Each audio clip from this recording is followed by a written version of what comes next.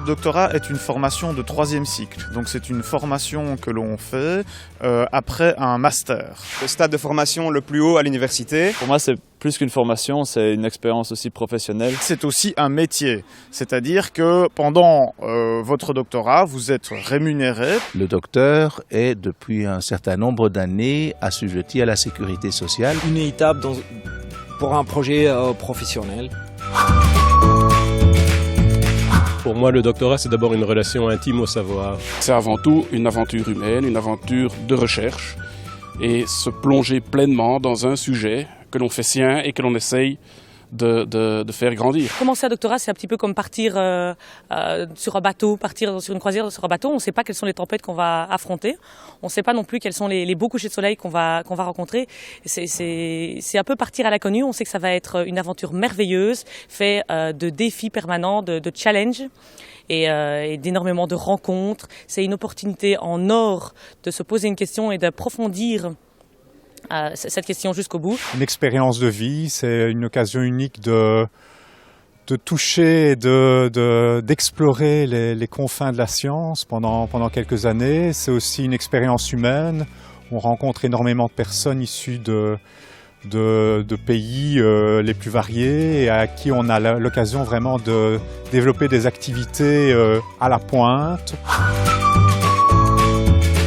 Une bourse du FNRS. Des fonds de recherche de type ARC, FSR. Des financements qui viennent de la région, des financements qui viennent de l'Europe. Dans le monde médical, il y a quelques financements, dont le TDV. La bourse Pierre et Marie Curie. Les FRIA également, il y a également les Frèches. L'assistant qui va mener un doctorat en même temps qu'une activité d'enseignement, sans aucun financement. D'autres catégories de financement auxquelles on pense peut-être moins, qui sont les prix ou bien des bourses, mais de fondations spécifiques et qui ont souvent alors des objectifs sociaux assez précis et qui permettent alors vraiment aussi d'être au service de la société. Des bourses extérieures de la CUD ou d'organismes extérieurs.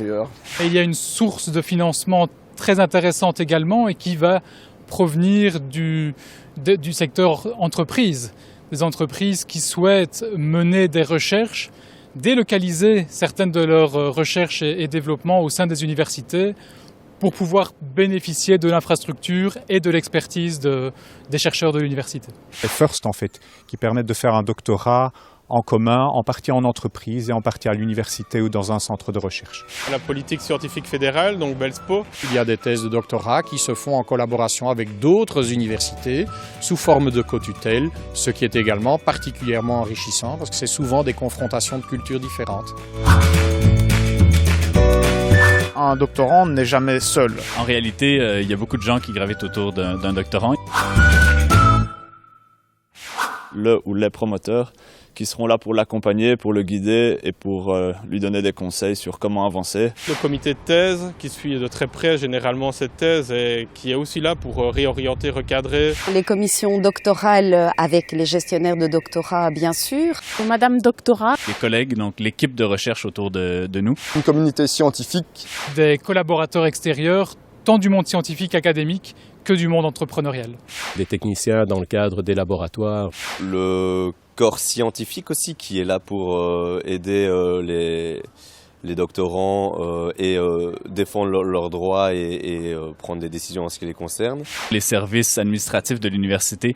L'administration de la recherche qui peut aider notamment à trouver un financement. Le service du personnel pour gérer tous les aspects administratifs liés aux chercheurs. Des structures qui peuvent l'aider au moment de son insertion socio-professionnelle ou au moment de son choix aussi de commencer ou non un doctorat. Et donc à ce titre-là, le Centre d'information et d'orientation peut apporter une aide.